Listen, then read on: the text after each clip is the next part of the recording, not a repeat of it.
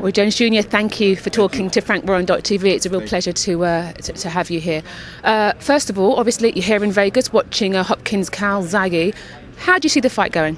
I see the fight being a very interesting fight. Hopkins will make it a dirty fight. I'm sure he has a game plan to come out and try to do something about the punch output of Joe Calzaghe. But, however, I think if Joe Calzaghe keeps his head, he'll be beeping on all night.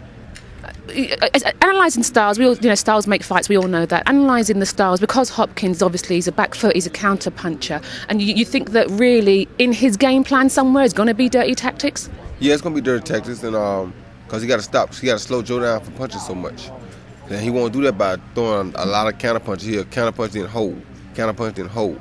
So it's probably going to be a lot more of a holding match than a fighting match. What's the way? Obviously, you fought Hopkins and you've beaten him. What's the way for Joe's kind of style, southpaw, a lot of volume of punches, for him to actually win here? Just outsmart him, outbox him, stay outside and just beat him. Hopkins is not that fast of a fighter. Yeah. So he can outbox Joe. Joe can outbox him and stay on the outside and just box him all night. Is this a matter of Joe Calzaghe being smart and being patient? That's all you got to do: be smart and be very patient. When you look at Joe Calzaghe's style, obviously in Britain, we think he's great, he's unbeaten and all that. But on a world boxing scene, how would you rate Joe Calzaghe? He's probably the best super middleweight out there right now. Yeah. Somebody that you think you would like to fight? Most definitely. Yeah. I think you're going on record saying that you'd actually go over to Wales and fight him. If he's successful in this particular fight, is that a fight you're going to try and make? That's a fight we're going to make if he's successful in this fight. And travelling all the way to Wales, I mean, last time he was there, Kessler, 50,000 people turned out. It was enormous, and a lot of pressure on the fighter who's not a home fighter. Right. This time it'll probably be either 90 or 100,000, but hey, that's what they want to see. That's what people want. I got to come do what I got to do. I got to come for them and give them what they want. I mean, well, you've achieved so much. World champion. It's all categories.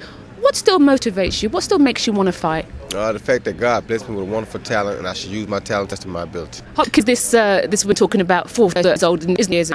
Most definitely, I agree with that. If you see now 10 years ago, what would the thing I see different is sometimes hand problems come back on you a little bit more. The only difference I see, you have to be more careful with your injuries now than before. Back then, you didn't have quite as many, but as for the speed, power, boxing ability, all that goes, I don't see much difference. Your last fight coming out, if you were to look back on that afterwards, if you've watched it afterwards, if you were to pick positives and negatives out of your last performance, what would they be?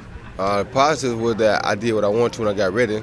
The negative was that I did have a torn bicep, and I wish I hadn't had that. Then I could land a lot more left hooks. How do you see it? I win it. You hope or you think? He will win it. I'm thinking he will win it because I think he works too much for Hopkins. Thank you very much for talking to us. Thank you very much.